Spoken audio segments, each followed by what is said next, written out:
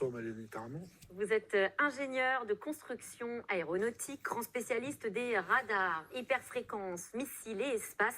Vous présidez la commission Sigma 2, spécialisée dans l'étude des phénomènes spatiaux non identifiés. Bref, votre dada à vous, ce sont les ovnis. Regardez. Il était 4h moins le quart le matin. Je me suis levée parce que j'arrivais pas à dormir.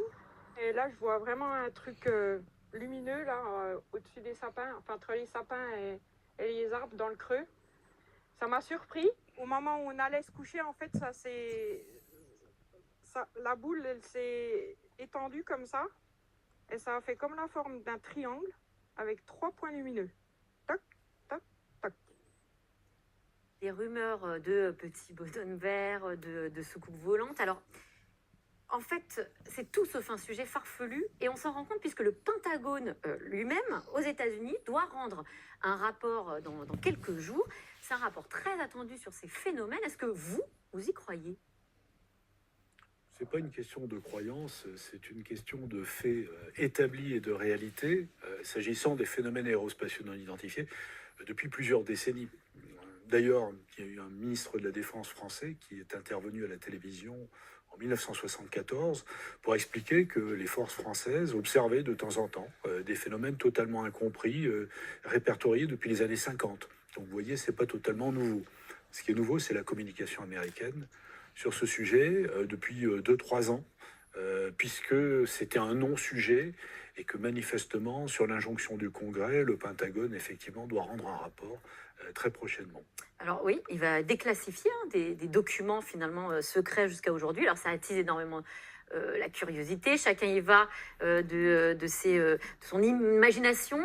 On va voir quelques images justement qui ont fuité et ce qui a aussi agité les réseaux sociaux, mais aussi le milieu spécialisé dans justement la recherche sur ces phénomènes. Alors, vous allez nous dire ce qu'on voit. Hein. On n'entend pas normalement, il y a des pilotes. C'est une vidéo qui a été faite par les pilotes de l'US Navy, donc tout ce qu'il y a de plus sérieux. Oui, ça se passe en 2004. En fait, une patrouille de F-18 est envoyée au large de San Diego, à partir du porte-avions Nimitz, et donc fait une reconnaissance sur une zone où il y avait des échos radars bizarres. Et donc, ils ont un visuel sur un objet qu'ils disent avoir une forme de tic-tac. Et là, c'est une vidéo infrarouge donc, qui est prise à partir d'un F-18. Voilà. Alors, et c'est ce qu'on voit au milieu de la vidéo. En oui. fait, c'est un petit objet qui est entouré au centre de la vidéo. Voilà. Et c'est ce petit objet où on entend le pilote dire « Incroyable, I got it, I got it ». Il est même lui-même stupéfait. Vous parliez de ce ton inhabituel pour un pilote. C'est Tom Cruise dans Top Gun. Voilà. C'est moins le langage habituel des pilotes de chasse, qui sont beaucoup plus sobres dans leurs commentaires. Manifestement, il est sous le coup de l'excitation. Qu'est-ce que ça dit, justement, ça? Ça dit, comment dire, une certaine surprise, ça c'est certain. Après, il est difficile d'interpréter ce qui se passe exactement, parce que la vidéo par elle-même ne parle pas plus que ça. C'est tout le contexte qui est intéressant et dont on espère d'ailleurs qu'il sera relaté dans le rapport remis par le Pentagone. Que s'est-il donc passé ce jour-là, ou pendant 2 jours d'ailleurs?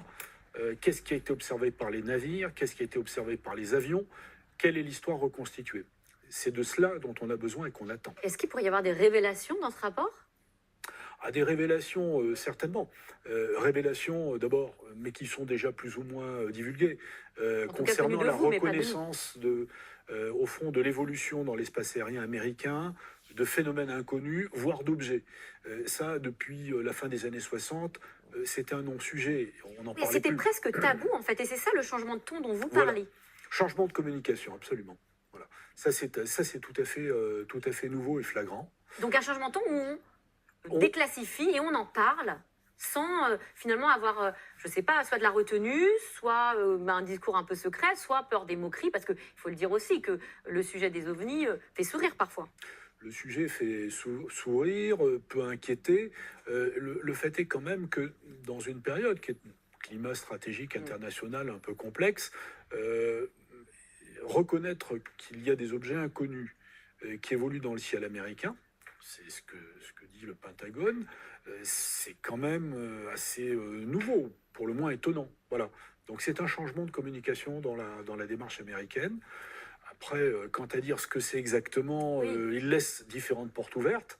On Est-ce- va bien voir ce qu'ils vont raconter. Oui, c'est ça. Bon, ils ne cloutent peut-être pas, ils n'ont pas de réponse définitive, mais il y a quand même cette phrase qui a fuité également, hein, je crois, dans le New York Times, où en gros, ils expliquent qu'on ne peut pas exclure définitivement les théories selon lesquelles ces phénomènes seraient peut-être des vaisseaux spatiaux extraterrestres. Donc, ça ouvre un monde. Est-ce que quand même, euh, euh, très sérieusement, on peut imaginer que ce serait des phénomènes venant d'ailleurs? Vous avez des méthodes très scientifiques, hein, il faut le dire, pour travailler sur ces sujets-là. Comment ça se passe? Quels sont les critères? Les critères sont liés à différents types de ce qu'on appelle les observables. C'est-à-dire, d'une part, des émissions électromagnétiques qui peuvent être émises par ces phénomènes-là. Et donc, il y en a dans certains cas qui ont émis des signaux qui ont été enregistrés par des avions américains. Peut-être reparleront-ils de cela, parce que ça remonte aux années 50, par exemple, ou qui perturbent l'électronique. Ça s'est trouvé en Iran, à Téhéran, en 1976, ou bien qui émettent des lueurs particulières, des plasmas. Donc, si vous voulez, la conjugaison de ces différents types d'observations amène à un moment donné soit à cerner un phénomène naturel, admettons, c'est le cas, un phénomène foudre en boule certaines fois, ou au contraire à rejeter toute origine naturelle et donc à s'interroger sur la technologie que l'on connaît ou que l'on ne connaît pas qui pourrait produire ce genre d'effet. Et les trajectoires, par exemple, vous les étudiez aussi? Ça peut Alors être on un étudie, signe? ah oui, oui, les trajectoires et les cinématiques sont une caractéristique. Il y a plusieurs caractéristiques. Le changement de vitesse, les accélérations brutales. Au lieu de suivre une ligne droite, par exemple, de quitter cette trajectoire et de partir en angle droit. Il n'y a pas un avion qui vole comme ça. D'accord. Vous avez donc les émissions électromagnétiques, les émissions de plasma. Voilà, ça, ce sont quand même des caractéristiques particulières. Si on est très terre à terre et si on se dit que les phénomènes non identifiés, enfin non expliqués en tout cas, n'existent pas, quelles sont les explications les plus probables, plausibles?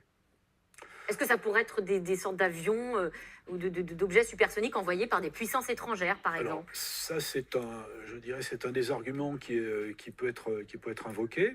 Dans certains cas, on a reconnu, par exemple, les fameux avions U-2, hein, qui étaient vus dans la nuit brillants et pris pour des ovnis. C'était des avions espions. Donc, ça existe, bien Ça peut être entendu. des satellites aussi. Voilà, mais au fond, il n'y a pas de laboratoire qui, a priori, aujourd'hui, sache faire voler un aéronef qui passe d'une vitesse nulle à Mach 10 ou qui change de trajectoire à 90 degrés, voire qui part en sens inverse. Ça a été constaté, et y compris dans les années 50. Donc, c'était déjà pas les technologies d'aujourd'hui. Donc vous laissez Voilà. la porte ouverte. On laisse la porte ouverte et on a bien envie surtout de consulter les données, parce que ce n'est qu'à partir de là que les scientifiques peuvent se mettre au travail. Donc vous lirez avec grande attention le rapport du Exactement. Pentagone déclassifié dans quelques jours, et nous aussi. D'ailleurs, merci beaucoup Luc Dini d'être venu sur notre plateau. Merci Mélanie. Merci à vous.